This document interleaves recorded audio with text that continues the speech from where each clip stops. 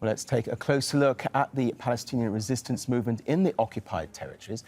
Al-Aqsa Brigades is an armed group that emerged during the Second Intifada. It splintered from Fatah and at times operates alongside Islamic Jihad in Nablus and Jenin.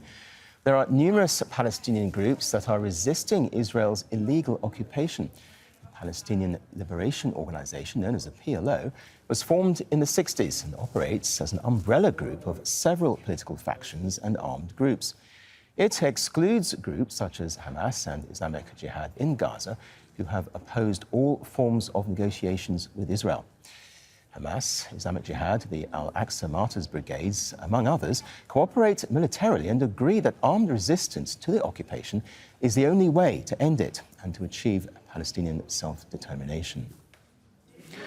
Mariam Barghouti, the senior Palestine correspondent from Otherwise News website. She joins us live from Ramallah. Thanks for joining us here. Now, to what extent is there genuine support for the Al-Aqsa Martyrs Brigades?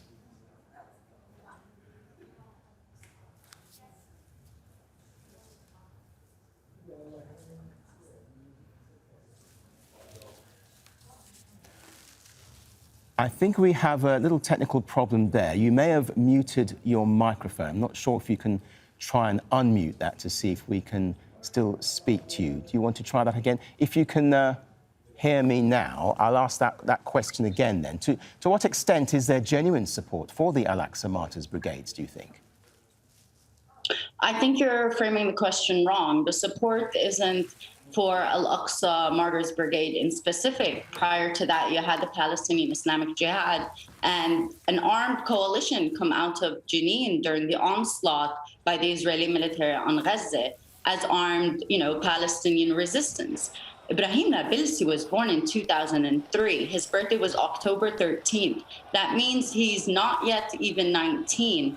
This line of Nablus that we're hailing and we're iconizing, we need to recognize that places where armed resistance is growing is happening in areas like Jenin, like Nablus, like Gaza, that have been under an incredibly brutal suffocation that is systemic by the Israeli authorities and enforced by the Israeli army, the vanguard of Israel's colonial project. But given what you say, how do the divisions within the armed movement and the wider Palestinian leadership hamper efforts for Palestinians to progress? I think that's a question that was more relevant a couple of years ago. Right now, after the Unity Intifada of last year, you saw a reclamation of Palestinian identity in the collective, and that includes Palestinian in exile and diaspora. The division of Palestinians was not simply within the political factions, it's geopolitical and it's enforced by Israel. You have Palestinians with West Bank ID, Gaza ID, Jerusalem, and those with Israeli citizenship. And I think that was fragmented last year. And if you notice, a lot of what is reiterated, especially by Palestinian armed resistance groups, is that we are here for the Palestinian collective.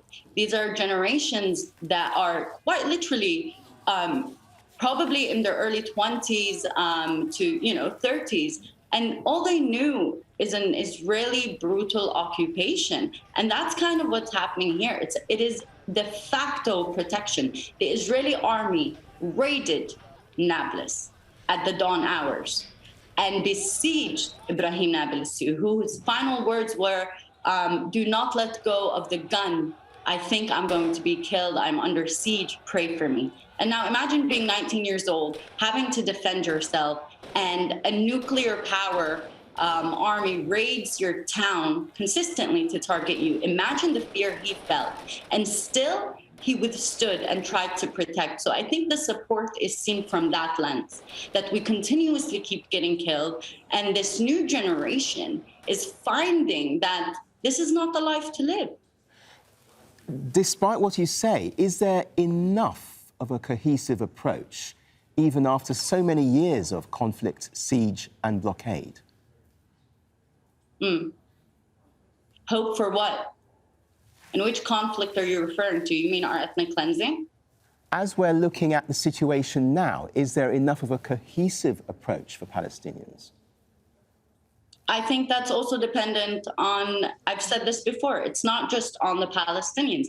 The Palestinians as a people, we are cleaning up the mess of decision makers in terms of policy, in terms of enforcement, in terms of continuously funding Israel. And I apologize, but in framing of journalists to keep calling it a conflict, it's not. This is a military aggression. This is an assault. And Israel is violating every UN convention there ever was on protection of human life. Farian Barghouti, we very much appreciate your time. Thank you for joining us here on Al Jazeera. Thank you.